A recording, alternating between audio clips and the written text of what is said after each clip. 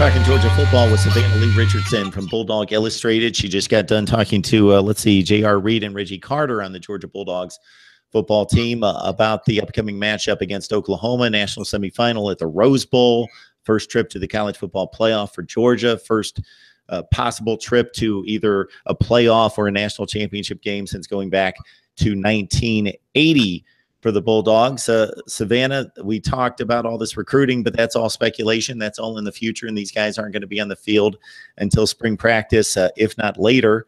But in the here and now, the biggest game for Georgia in a long, long time is right in front of you against Baker Mayfield and Oklahoma. It's interesting to contrast Jake Fromm and a very traditional offense that relies on the running game and the play-action pass versus Baker Mayfield, who, in many eyes, needs to win this game for Oklahoma because they rely so much on him. Just your thoughts about how you size up the matchup. I think it's a awesome matchup. These two teams have never faced each other before, but I believe that's the case. I think we were talking about that. That's crazy. I know, like there are two of the I think it's number 11 and number 7 in winning programs, and they have never faced each other in college football. So I think that's pretty interesting to note. So it's kind of like another level.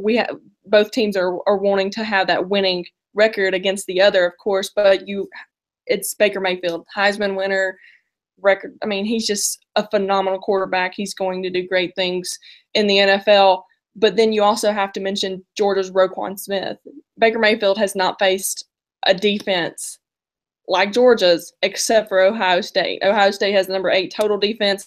Georgia has the number 2 total defense. So it'll be interesting to see what Oklahoma can do against a better defense, especially with Roquan Smith, Lorenzo Carter, Davin Bellamy. They must get pressure on him. If they get pressure on him, I think Oklahoma offense will have a hard time. I think it's probably going to be a very high-scoring game. Georgia has the spread right now by, I think, 1.5 points, and ESPN's giving like a 53% chance of beating them.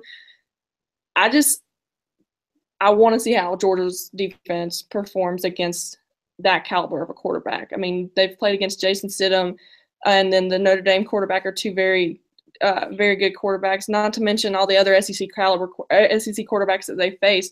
But this is like another level. This is a Heisman Trophy winning quarterback that has probably one of the highest football IQs in college football. And it's just like, how do you stop him?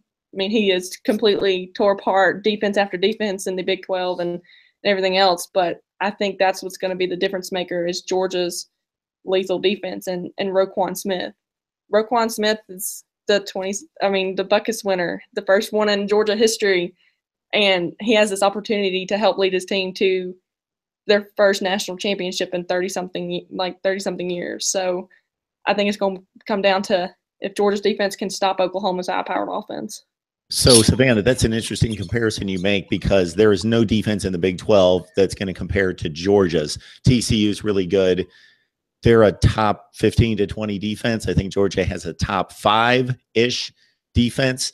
Ohio State played in spurts this year. Talent-wise, they're as good as anybody in the country on that side of the ball. Where I think Georgia's better is that Baker Mayfield basically got the ball out of his hands, and he neutralized what may be the best defensive line in the country against the Buckeyes.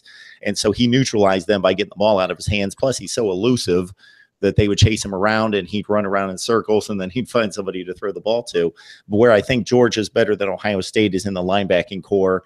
That hurt Ohio State. They had issues covering tight ends and backs out of the backfield, and their secondary was loaded with number 1 recruits, but was very young. So I think Georgia's playing at a higher level and more consistently than Ohio State. So I would give the nod to Georgia in regards to Baker Mayfield playing an elite defense. Yes, he faced one, but I think Georgia's playing more consistent this year. I agree, and I don't think that not sure how many times he's been sacked this season, but I have this feeling that Mel Tucker and Trey Scott are all just telling their groups, and along with Coach Scheer, who is going to Tennessee to be their defensive coordinator, he has said that he is staying through the college football playoff. So I think that's going to be a big key is keeping the mojo going, keeping that relationship and the team atmosphere the same. And so they're going to be headhunting. They're going to want to put Baker Mayfield on his back. And I think that this is where Georgia pulls out a lot of stops, especially with their linebacking group. I mean, we've seen what Lorenzo Carter can do, what Davin Bellamy can do, and especially what Roquan Smith can do. But it's going to ultimately try to stop Baker along with Rodney Anderson, their running back, from getting to that next level of our defense, because our secondary, granted, Georgia has, I think, like the number 2 pass defense in the country. I want to say that, but still, like, our secondary is probably one of the weakest areas on the defense. And so if we can prevent Baker Mayfield to forcing our corners to match up against his wide receivers, I think that's going to be another key, is just containing Oklahoma's offense to the second and first level of the defense. Yeah, those stats can be misleading a bit. They're all based on yards per game. So I'm trying to think who Georgia played that could really, really throw the ball. Notre Dame was a rushing team, the better teams that they played. Georgia, obviously, Auburn, going to rely on Kerryon Johnson more than anything. Jarrett Stidham, though, would have to be the best quarterback that Georgia's faced, I would think, to date. Marquise Brown's a player. I don't know if you've heard much about him, but he's a burner. So your best cornerback's probably going to be placed on him with a little bit of help, but he can really take the top off of the defense. So he's going to be a guy you're going to need to look out for. He can really run. And Mark Andrews might be the best tight end in the nation. He won the Mackey Award. He caught 58 balls at the tight end position. And you mentioned Rodney Anderson. He had an interesting season in which he barely touched the ball for the first 6 games of the year. If you look at his stats, and then they relied on him as the number 1 back. He took hold of that. They had some injuries in the backfield as well. And he turned into a guy that's going to gain 150 yards rushing a game. I don't expect that to happen against Georgia, but against the Big 12 defenses. And he caught 5 touchdowns out of the backfield. So a lot of different weapons, but I'm going to be interested to see who Georgia places on Marquise Brown and how much help they give him, because he's the kind of guy that can just streak down the field and take the top off the defense. I agree, definitely. I mentioned him. I do a weekly article called Dog Bones for Bulldog Illustrated's print edition, and I mentioned him in that article. And I think they're going to probably put DeAndre Baker back there, J.R. Reed for sure. Those 2 guys are 2 of the fastest secondary players that Georgia has. But they also, there's no telling what Kirby Smart and Mel Tucker have up their sleeve. I mean, Dom Sanders is a great corner. He sees the field very well, and he has quite the ability to force turnovers. I think he leads the team in interceptions this year.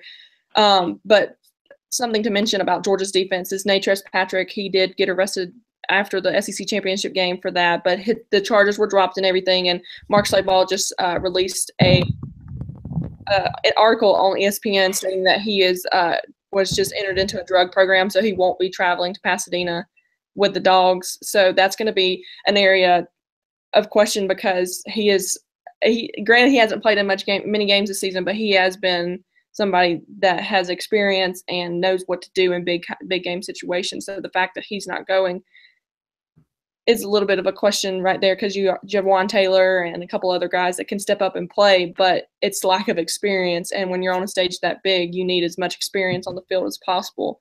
I agree. I mean, you got guys on Oklahoma's offense that just completely blow my mind with the tight ends, and then the other wide receiver that you mentioned. They just make plays. And I think Georgia's defense is going to have to force play. Like, they're going to have to make plays themselves. They're going to have to force turnovers. They're going to have to get Baker Mayfield moving. They're going to have to put pressure on him. If they don't put pressure on him, then he's going to have a heyday against the defense, because I don't think that Georgia's secondary against a receiving group as good as Oklahoma's can last an entire 4 quarters, because Georgia's undersized and underweight. I mean, I don't think that there's a corner or a D-back that's over 6 foot for Georgia. So, I mean, it's mismatch after mismatch. So I think that's going to be an interesting part, like you said.